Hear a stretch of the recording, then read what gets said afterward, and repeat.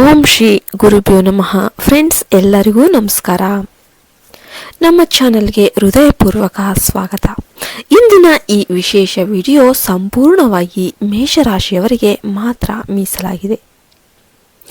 ಮೇಷರಾಶಿಯವರೇ, ನಿಮ್ಮ ಜೀವನದಲ್ಲಿ ನಿಮಗೆ ಗೊತ್ತಾಗದೆ ಸದಾ ನಿಮ್ಮನ್ನು ರಕ್ಷಿಸುತ್ತಿರುವ ಒಂದು ಶಕ್ತಿಶಾಲಿ ಅದೃಷ್ಟ ಶಕ್ತಿ ಇದೆ.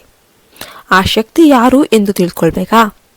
ಅಂದರೆ ಈ ವಿಡಿಯೋನ ಫಸ್ಟಿಂದ ಲಾಸ್ಟ್ ತನಕ ಸ್ಕಿಪ್ ಮಾಡದೆ ನೋಡಿ, ಏಕೆಂದರೆ ಇಲ್ಲಿ ಹೇಳುವ ಪ್ರತಿಯೊಂದು ಮಾತು ನಿಮ್ಮ ಜೀವನದ ದೊಡ್ಡ ರಹಸ್ಯಗಳಿಗೆ ಉತ್ತರವನ್ನು ನೀಡುತ್ತೆ.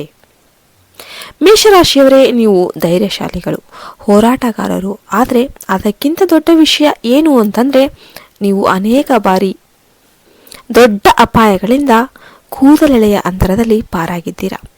ಅಪಘಾತಗಳು ತಪ್ಪಿರುವುದು, ಶತ್ರುಗಳ ಕುತಂತ್ರಗಳು ವಿಫಲವಾಗಿರುವುದು, ತಂತ್ರ ಮಂತ್ರಗಳ ಪರಿಣಾಮ ನಿಮಗೆ ತಟ್ಟದೇ ಹೋಗಿರುವುದು, ಇದು ಕೇವಲ ನಿಮಗೆ ಧೈರ್ಯ ಮಾತ್ರ ಅಲ್ಲ, ಇದರ ಹಿಂದೆ ಒಂದು ದೈವಿಕ ರಕ್ಷಣೆ ಇದೆ. ಮೇಷರಾಶಿಯವರ ಜಾತಕದಲ್ಲಿ ಈಗ ಒಂದು ಅಪರೂಪದ ಯೋಗ ಕಾರ್ಯನಿರ್ವಹಿಸ್ತಾ ಇದೆ.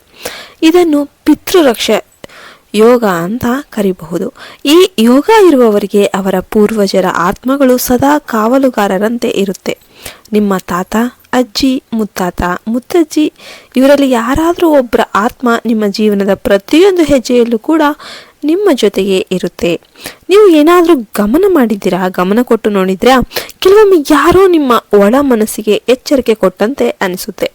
ಅಪಾಯ ಬರೋದಕ್ಕೂ ಮುಂಚೆ ಮನಸ್ಸು ಅಶಾಂತವಾಗುತ್ತೆ. ನಿರ್ಧಾರ ಬದಲಾಯಿಸಿಕೊಳ್ಳಲು ಮನಸ್ಸು ಒತ್ತಾಯ ಮಾಡುತ್ತೆ. ಇದು ನಿಮ್ಮ ಕಲ್ಪನೆ ಅಲ್ಲ, ಇದು ಪಿತೃಶಕ್ತಿಯ ಸೂಚನೆ. ಅವರು ನಿಮ್ಮನ್ನ ತಪ್ಪು ದಾರಿಯಿಂದ ತಡಿತಾ ಇದ್ದಾರೆ. ಜನರು ಆತ್ಮಗಳೆಂದರೆ ಭಯಪಡ್ತಾರೆ, ಆದರೆ ಪಿತೃ ಆತ್ಮಗಳು ಏನಿದ್ದಾರೆ ಅವರು ದೇವತೆಯ ಸಮಾನ. ಅವುಗಳು ನಿಮ್ಮ ಹಿತವನ್ನು ಮಾತ್ರ ಬಯಸುತ್ತೆ, ನಿಮಗೆ ಕೇಡು ಮಾಡೋದಿಲ್ಲ. ನಿಮ್ಮ ಶತ್ರುಗಳು ನಿಮ್ಮ ನಾಶವನ್ನು ಬಯಸಿದರೂ ಕೂಡ ಈ ಶಕ್ತಿಯ ಕಾರಣದಿಂದ ಅವರ ಯಾವ ಪ್ರಯತ್ನವೂ ನಿಮಗೆ ತಾಗೋದಿಲ್ಲ. ಮೇಷರಾಶಿಯವರೇ, ರಾತ್ರಿ ಸಮಯದಲ್ಲಿ ನಕಾರಾತ್ಮಕ ಶಕ್ತಿಗಳು ಹೆಚ್ಚು ಪ್ರಬಲವಾಗಿರುತ್ತೆ. ಆದರೆ ಮಹಾಕಾಲನ ಆದೇಶದಿಂದ ಪ್ರತಿದಿನ ರಾತ್ರಿ ಒಂದು ದಿವ್ಯ ಶಕ್ತಿ ನಿಮ್ಮ ಮನೆಗೆ ಪ್ರವೇಶ ಮಾಡಿ ದೃಷ್ಟಿದೋಷ, ತಂತ್ರ ಮಂತ್ರ, ಶತ್ರುಗಳ ದುಷ್ಟ ಚಿಂತನೆಗಳನ್ನು ಸಂಪೂರ್ಣವಾಗಿ ನಾಶ ಮಾಡುತ್ತೆ. ಅದಕ್ಕಾಗಿಯೇ ನೀವು ಅನೇಕ ಬಾರಿ ಕಾರಣ ಇಲ್ಲದೇ ಉಳಿದಿದ್ದೀರಿ. ಆದರೆ ಇಲ್ಲಿ ಒಂದು ಎಚ್ಚರಿಕೆ ಕೂಡ ಇದೆ. ಮೇಷರಾಶಿಯವರೇ, ನಿಮ್ಮ ಮನೆಯಲ್ಲಿ ಅಪವಿತ್ರ ವಸ್ತುಗಳು ಇದ್ರೆ ಪಿತೃಶಕ್ತಿ ಸಂಪೂರ್ಣವಾಗಿ ಕಾರ್ಯ ಮಾಡಲು ಅಡ್ಡಿಯಾಗುತ್ತೆ.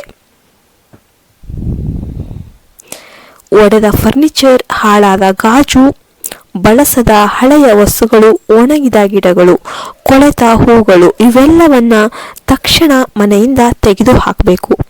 ಮನೆ ಸದಾ ಶುದ್ಧವಾಗಿ ಇರಬೇಕು. ನೀವು ಮನೆಯಲ್ಲಿ ವಿಶೇಷ ಅಡಿಗೆ ಮಾಡಿದಾಗ, ಪಾಯಸ, ಹೋಳಿಗೆ, ಸಿಹಿ ಪದಾರ್ಥ ಮಾಡಿದಾಗ ಮೊದಲು ಅದನ್ನು ನೀವೇ ಸೇವಿಸಬಾರದು. ಮನೆಯ ಹಿರಿಯರಿಗೆ ಅಥವಾ ಪಿತೃದೇವತೆಗೆ ಅರ್ಪಣೆ ಮಾಡಬೇಕು. ಇದರಿಂದ ಪಿತೃದೇವತೆಗಳು ಸಂತೃಪ್ತರಾಗ್ತಾರೆ ಮತ್ತು ನಿಮ್ಮ ಜೀವನದಲ್ಲಿ ಅಡ್ಡಿಯಾಗಿದ್ದ ಎಲ್ಲ ತಡೆಗಳು ನಿಧಾನವಾಗಿ ದೂರವಾಗುತ್ತೆ. ಮನೆಗೆ ಮದುವೆ, ಗೃಹ ಪ್ರವೇಶ, ಶುಭ ಕಾರ್ಯ ನಿಶ್ಚಯವಾದಾಗ ಮೊದಲು ಮನೆಯ ಹಿರಿಯರಿಗೆ ಗೌರವ ನೀಡಿ ಕುಲದೇವರ ಪೂಜೆ ಮಾಡಿ ನಂತರನೇ ಬೇರೆ ಕಾರ್ಯಗಳಿಗೆ ಕೈಯನ್ನು ಹಾಕಬೇಕಾಗುತ್ತೆ. ಹೀಗೆ ಮಾಡಿದರೆ ನಿಮ್ಮ ಜೀವನದಲ್ಲಿ ಶುಭ ಯೋಗಗಳು ಶೀಘ್ರವಾಗಿ ಪ್ರಾರಂಭವಾಗುತ್ತೆ. ಮೇಷರಾಶಿಯವರೇ, ನೀವು ಗಮನಿಸಿದ್ದೀರಾ? ಎಷ್ಟೇ ದುಡಿದ್ರೂ ಹಣ ಕೈಯಲ್ಲಿ ಉಳಿಯೋದಿಲ್ಲ. ಮನೆಯಲ್ಲಿ ಸಣ್ಣ ಸಣ್ಣ ಜಗಳಗಳು, ಆರೋಗ್ಯದಲ್ಲಿ ಏರಿಳಿತ, ಮಕ್ಕಳು ಮಾತು ಕೇಳದೇ ಇರೋದು ಇವೆಲ್ಲವೂ ಪಿತೃಶಾಂತಿ ಕೊರತೆಯ ಸೂಚನೆ ಆಗಿರಬಹುದು. ಪಿತೃದೇವತೆಗಳು ಶಾಂತವಾಗಿದ್ರೆ ಮನೆಯಲ್ಲಿರುವ ನಕಾರಾತ್ಮಕತೆ ಸಂಪೂರ್ಣವಾಗಿ ದೂರವಾಗುತ್ತೆ. ಲಕ್ಷ್ಮೀದೇವಿಯ ಕೃಪೆ ನಿಮ್ಮ ಮನೆಗೆ ಪ್ರವೇಶಿಸುತ್ತೆ. ಹಣಕಾಸು ಸ್ಥಿತಿ ಬಲವಾಗುತ್ತೆ. ಆರೋಗ್ಯದಲ್ಲಿ ಸುಧಾರಣೆಯನ್ನ ಕಾಣ್ತೀರಾ. ಗಂಡ ಹೆಂಡತಿಯ ನಡುವಿನ ಅಸಮಾಧಾನ ಕರಗುತ್ತೆ. ಮಕ್ಕಳ ವಿದ್ಯಾಭ್ಯಾಸದಲ್ಲಿ ಉತ್ತಮ ಫಲಿತಾಂಶವನ್ನ ಕಾಣ್ತೀರಾ. ಮೇಷರಾಶಿಯವರೇ, ನೀವು ಈ ಜನ್ಮದಲ್ಲಿ ಅನುಭವಿಸುತ್ತಿರುವ ಕೆಲವು ಕಷ್ಟಗಳು ನಿಮ್ಮ ಹಿಂದಿನ ಜನ್ಮದ ಕರ್ಮಗಳ ಫಲ ಆಗಿರಬಹುದು. ಈ ಜನ್ಮದಲ್ಲಿ ಅವುಗಳನ್ನು ಸರಿಪಡಿಸೋದಕ್ಕೆ ಭಗವಂತ ನಿಮಗೆ ಮತ್ತೊಂದು ಅವಕಾಶವನ್ನ ಕೊಟ್ಟಿದ್ದಾರೆ. ಅದಕ್ಕಾಗಿಯೇ ಪಿತೃಶಕ್ತಿಗಳು ನಿಮ್ಮನ್ನು ಬಿಡದೆ ರಕ್ಷಣೆ ಮಾಡ್ತಾ ಇದ್ದಾರೆ. ಈ ವಿಡಿಯೋ ಸಂಪೂರ್ಣವಾಗಿ ಜ್ಯೋತಿಷ್ಯ ಮತ್ತು ಆಧ್ಯಾತ್ಮಿಕ ನಂಬಿಕೆಗಳ ಮೇಲೆ ಆಧಾರವಾಗಿದೆ. ವಿಜ್ಞಾನಾತ್ಮಕ ದೃಢೀಕರಣ ಇಲ್ಲ. ನಂಬಿಕೆ ಇರುವವರು ಭಕ್ತಿಯಿಂದ ನೋಡಿ, ನಂಬಿಕೆ ಇಲ್ಲದವರ ಮನರಂಜನೆಯ ದೃಷ್ಟಿಯಿಂದ ನೋಡಬಹುದು. ಆದರೆ ಒಂದು ವಿಷಯ ಖಚಿತ, ಈ ಮಾಹಿತಿ ನಿಮ್ಮ ಮನಸ್ಸಿಗೆ ಉತ್ತರಗಳನ್ನು ನೀಡುತ್ತೆ. ಮೇಷರಾಶಿಯ ಜನರೇ, ಈ ವಿಡಿಯೋ ನಿಮಗೆ ಇಷ್ಟ ಆದರೆ ದಯವಿಟ್ಟು ಲೈಕ್ ಮಾಡಿ. ನೀವು ಲೈಕ್ ಮಾಡೋದ್ರಿಂದ ಮೇಷರಾಶಿಯ ಎಲ್ಲರಿಗೂ ವಿಡಿಯೋ ರೀಚ್ ಆಗುತ್ತೆ ಮತ್ತು ಮೇಷರಾಶಿಯ ಎಲ್ಲರಿಗೂ ಕೂಡ ವಿಡಿಯೋ ಶೇರ್ ಮಾಡ್ರಿ ಅಂತ ಹೇಳ್ತಾನೆ ಈ ವಿಡಿಯೋವನ್ನು ಮುಗಿಸ್ತಾ ಇದ್ದೇನೆ. ಜೈ ಹಿಂದ್, ಜೈ ಭಾರತ್ ಮಾತೆ. ಹರಿ ಓಂ ತತ್ಸತ್. ಸರ್ವೇ ಜನೋ ಸುಖಿನೋ ಭವಂತು.